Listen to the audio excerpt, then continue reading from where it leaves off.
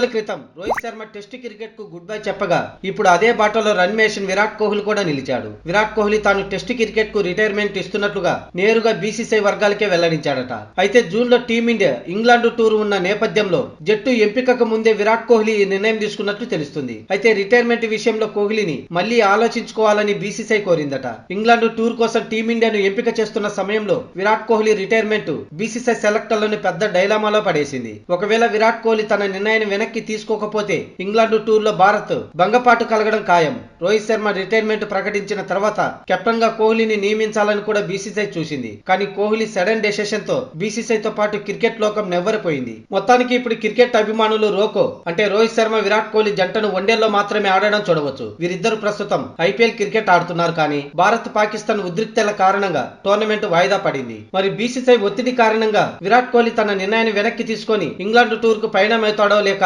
తన నిర్ణయాన్ని కట్టుబడి ఉంటాడో తెలియాల్సి ఉంది.